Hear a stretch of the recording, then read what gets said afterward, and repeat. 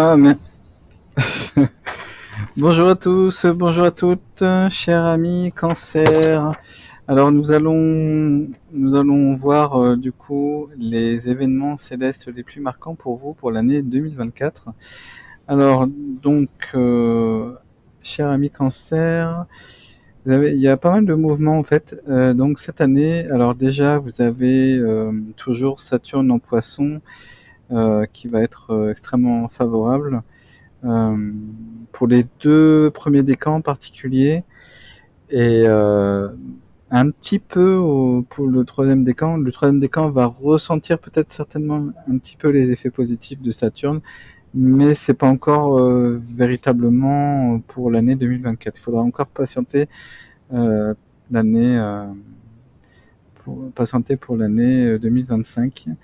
Après, vous allez avoir Jupiter en bon aspect à votre Soleil, Jupiter en Taureau, qui va passer rapidement dans le signe de Taureau. Il va être favorable pour les 3 décans, donc c'est important de le savoir.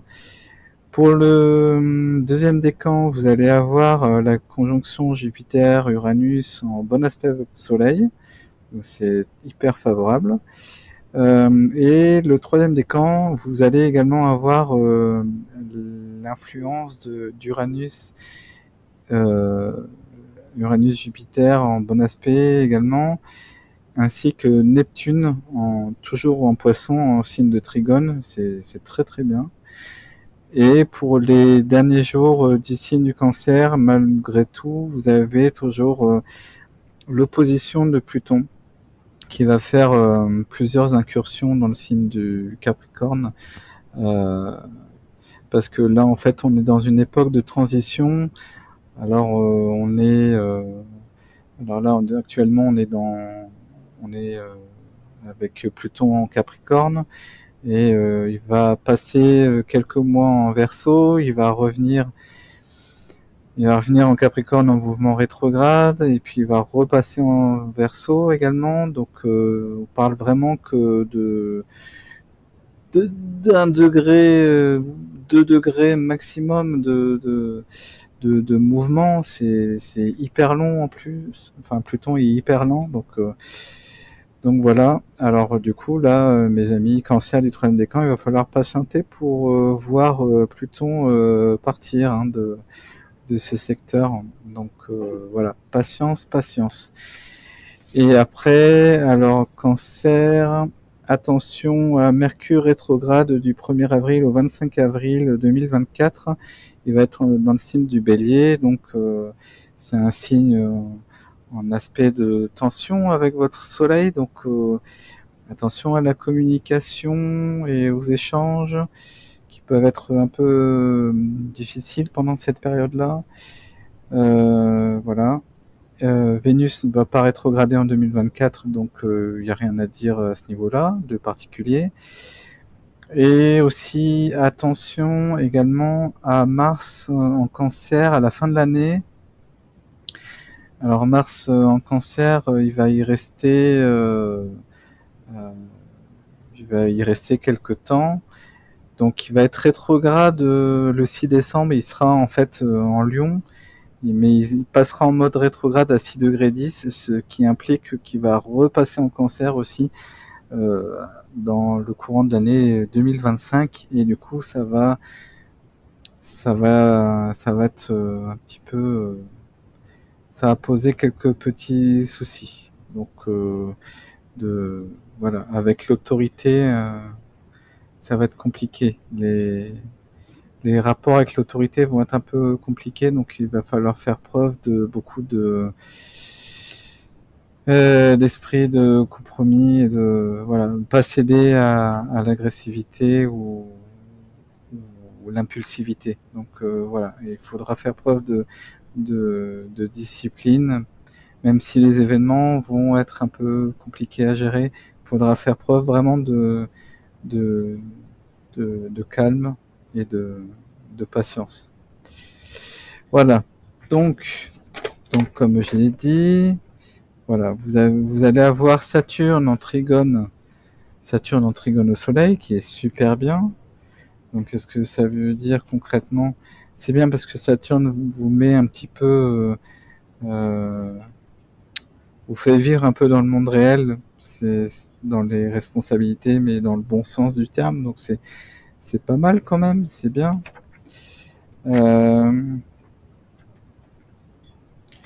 Du coup, voilà. Donc au niveau de l'humeur, l'impression de bien connaître ses limites et d'avoir fait le tour de lui-même de façon lucide conduit l'être à une sorte de sérénité, d'objectivité distante. Il se comporte donc de façon beaucoup plus raisonnable et constructive. Donc c'est ça le message de Saturne en transit positif à votre soleil. Au niveau des événements, en fait, tout ce qui ressemble de près ou de loin à une consolidation, parce que là on parle vraiment de choses concrètes en fait, de la situation de la personnalité intervient avec ces transits. Les réalisations sont durables, les choix équilibrants, les engagements sages. Donc l'être se dégage instinctivement des situations susceptibles de nuire à ce qu'il a construit à force de patience. Donc au niveau du sens, il s'agit d'une sorte de protection, de garde-fou qui aide l'être jugé intelligemment et à ne pas dépasser les limites raisonnables. Donc effet pervers, attention. Donc nous pourrions dire qu'il n'y en a pas, sinon pour certains de se réfugier dans l'indifférence. Ensuite, vous avez donc, comme je vous ai dit, l'effet positif de Jupiter en taureau, qui est super pour vous, pour les 3 décans du coup. Donc Jupiter en bon aspect au soleil, c'est super. Qu'est-ce qu'il vous dit concrètement là? Il dit humeur, l'être se sent tranquille et plus joyeux qu'à l'ordinaire, cela le conduit à une recherche générale d'harmonisation avec les autres comme avec lui-même.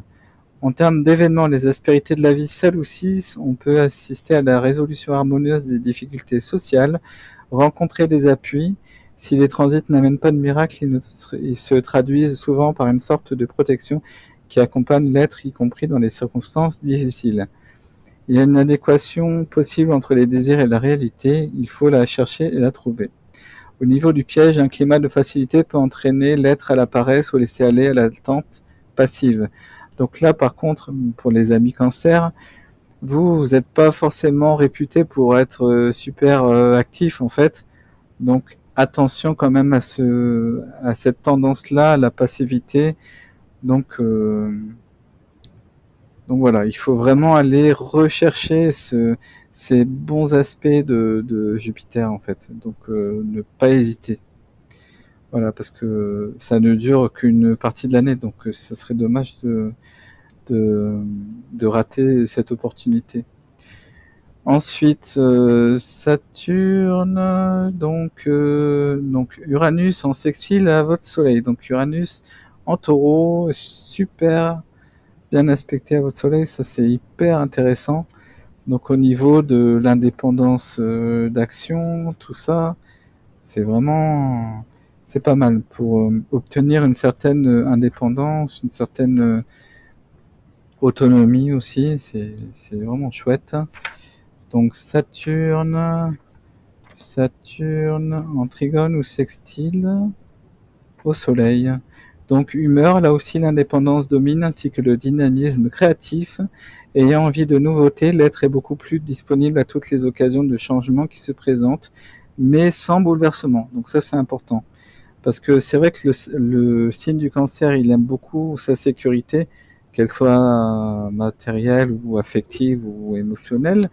Donc c'est vrai que là, pour le coup, Uranus, il est en bon aspect et donc les changements, quand ils vont se faire, car c'est prévu qu'ils vont se faire, se feront en douceur en fait. Il n'y a pas, voilà, c'est pas des changements radicaux comme ça qui peuvent être déstabilisants d'une certaine façon. Quand ça peut arriver, ça peut être déstabilisant, mais là, c'est vraiment des changements qui se font, mais en douceur en fait. Alors, les changements déjà évoqués vont intervenir en douceur sans qu'il y ait révolte ou répercussions négatives. Ces aspects sont comme des ballons d'essai qui passent à portée afin de rendre la vie plus intéressante. Donc l'idée, c'est de saisir ces opportunités en fait. Le piège, souvent, ces transits s'écoulent sans que la personne en ait conscience. Certains amateurs, sous prétexte qu'il s'agit d'Uranus, attendent passivement que leur vie change sans lever le petit doigt. Donc là, il faut quand même accompagner le changement aussi. C'est important de le faire. Quand ils se réveillent, Uranus est parti et rien n'a changé car ils n'ont pas changé. Donc l'idée, c'est vraiment que vous aussi, vous puissiez accompagner le changement. Ça, c'est vraiment hyper, hyper important aussi. Après, pour les cancers du troisième décan, donc vous avez Jupiter, Uranus aussi, en bon aspect, Neptune en trigone à votre soleil aussi, et comme je vous ai dit, malheureusement, Pluton en opposition toujours, mais plus particulièrement les derniers notifs, les derniers degrés du signe en fait. Donc, alors Neptune, c'est très très bon pour alors, ça vous donne du coup une humeur intuitive, l'être cherche sa vérité, il se cherche en tâtonnant mais en bénéficiant d'une juste perception de sa vérité. Donc en termes d'événements, ce n'est pas un transit événementiel, tout au plus l'être en ressentant plus profondément les choses fera certaines découvertes en lui ou autour de lui. Cette évolution sera psychologique ou spirituelle. Donc attention aux pièges, se laisser aller à des rêveries stériles au lieu d'agir. Donc comme je vous ai dit aussi, donc votre signe il a tendance à être plutôt passif. Donc c'est important, c'est bien de rêver, mais il faut également agir pendant cette période. Donc ne pas rester inactif. Ensuite, comme je vous ai dit, vous avez toujours Pluton, les derniers degrés du signe, en opposition au Soleil. Donc qu'est-ce que ça dit concrètement? Alors on retrouve les effets dissonants de la conjonction, angoisse liée à la sensation que quelque chose en soi ou autour de soi est en train de changer sans qu'on n'y puisse rien. Il arrive également que l'inconscience soit totale. Donc événements ils sont similaires à ceux de la conjonction, à cette différence près qu'ils donnent l'impression d'intervenir comme une fatalité.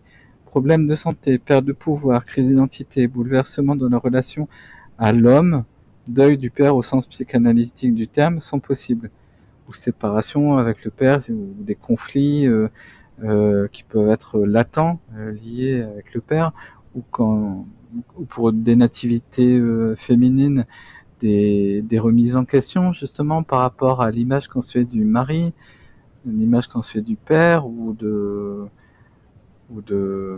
voilà, du principe de l'archétype du masculin en fait, disons.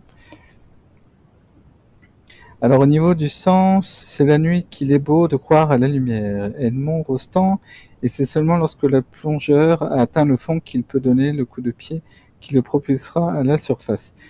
Donc, en termes de compensation, c'est lorsqu'il ne se traduit par rien de réel que ce transit est inquiétant car il agit à ce moment-là de façon souterraine. Quand quelque chose se produira vraiment, il sera parfois trop tard pour agir et contrer l'événement. La meilleure façon de se comporter est donc d'accompagner le transit, c'est-à-dire de procéder à une auto-interrogation permanente, voire à un travail sur soi. Donc à une remise en question de soi, en fait, en quelque sorte. Donc voilà, mes chers amis Cancer, les prévisions pour vous, pour l'année 2024. J'espère que ça vous a plu d'en connaître un peu plus, d'en savoir un peu plus. Et du coup, moi, je vous laisse pour de futures vidéos. Voilà, je vous souhaite une belle soirée, prenez soin de vous et à très bientôt, j'espère. Bye bye.